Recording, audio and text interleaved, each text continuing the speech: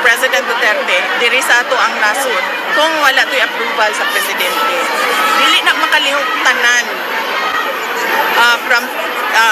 dili na mo stand down ang AFP, dili na mulihok ang PNP kung walay go signal sa ilahang mga secretaries, kung wala, di ba yan masyadong malapit? Hindi naman ma'am. Wapa kay kadra VPO. Tama, lapit. Kanang di na makalihok ang PNP, dili na makalihok ang AFP kung wala na approval sa ilahang secretaries. And walay secretary nga mulihok kung walay approval sa presidente. Huwag kang asal bata makasiri doon sa remarks mo na hindi mo ituturo kay BBM kung paano ibababa yung 20 pesos na kilo ng bigas. Kanino Sabi galing ni yan? Claire Castro, yung best friend mo. Sabi ko na nga, diba, huwag na tayo makinig kay Claire Castro kasi isa siyang gigo, garbage in, garbage out. Tama na. Vice, tanong ko lang sa local, umaasa ba kayo sa MILF may papangalanan sila or endorse sila from PDP Laban? And nagtataka ba kayo kung hindi sila nagsasalita after PRD na dinala sa Hague? Sino? Ang MILF. MILF? Well, katungod na no sa tanan organisasyon kung unsa ang ilahang pamulitika. Ang importante lang nagkasinabot sila sa ilahang sa sulod sa ilahang organisasyon kung asa padulong ang ilahang mga suporta. Wala ta mamugos bisan ka kinsa. Kita nagapresenta lang sa katauhan kung paunsa sila unang magpili og mga leaders base lang sa historical mistakes nato in choosing our leaders. And next is Wala sila nabanggit about after your father na straight dinala sa na vote sa PDP, sa Duterte Senators. VP, according kay Congressman Adyong Salanao po, urge Vice President Sara Duterte to stop her shame campaign against administration candidate and call on a political leader to restore decency, dignity, and civility in the conduct of electoral campaign. Anong reaction mo dito? Okay, pahiram ko sa mga puti. Pero VP, kaya Adyong na VP. Adjong, shame campaign against the administration called on all political leaders to restore decency, dignity, and civility in the conduct of electoral campaigns.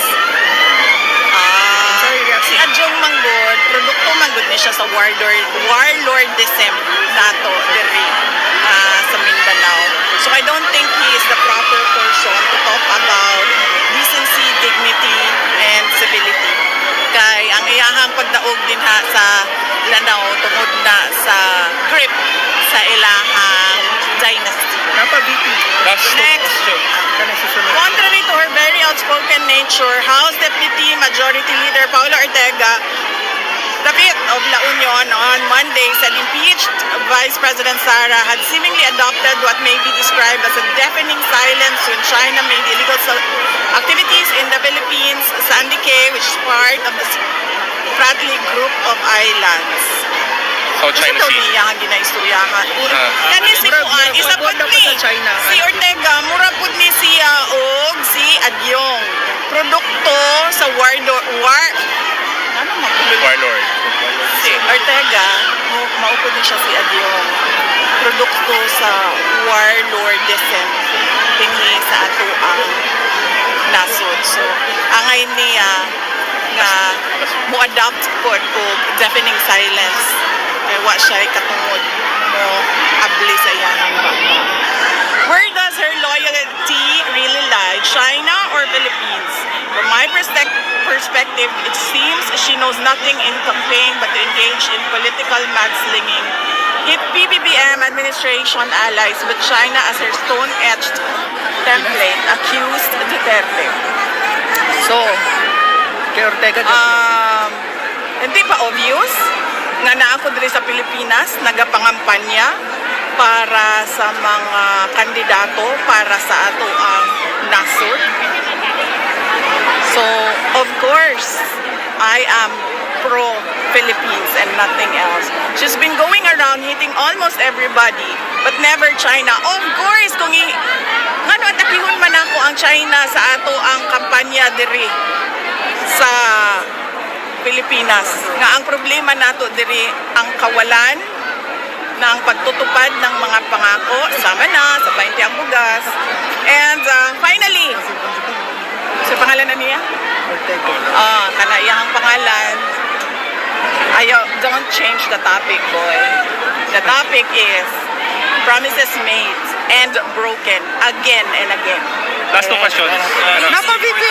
Katong ngayon ka bahapon, i-repeat lang na mo nga, dapat managot ang Pangulo sa sa kay Digong pagkidnap. Yes! Dapat. Because number one, dili to mahitabo ang pagkidnap kay President Duterte diri sa ato ang nasod kung wala to'y approval sa presidente. Dili na makalihok tanan dili na mo stand down ang AFP, dili na mulihok ang PNP kung walay go signal sa ilahang mga secretaries, kung wala, di ba yan masyadong malapit? Hindi naman, ma'am. Wapa kay Kadra VPO. Tama, lapit. Kanang di na makalihok ang PNP, dili na makalihok ang AFP kung wala na approval sa ilahang secretaries. And walay secretary nga mulihok kung walay approval sa presidente. And yes, Slash. dapat siya managot. Kasi that is an impeachable offense. It's a culpable violation of the Constitution and betrayal of public trust. Because they allowed a foreign jurisdiction to intervene in our national sovereignty. We did not have any obligation to cooperate with the ICC because we already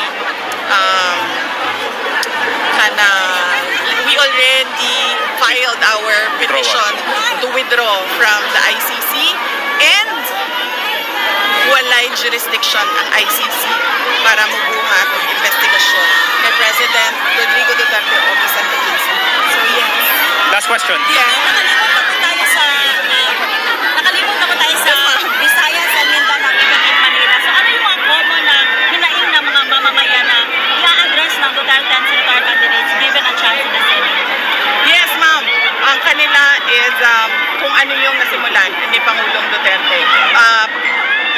PRD promised build the big ticket infrastructure projects.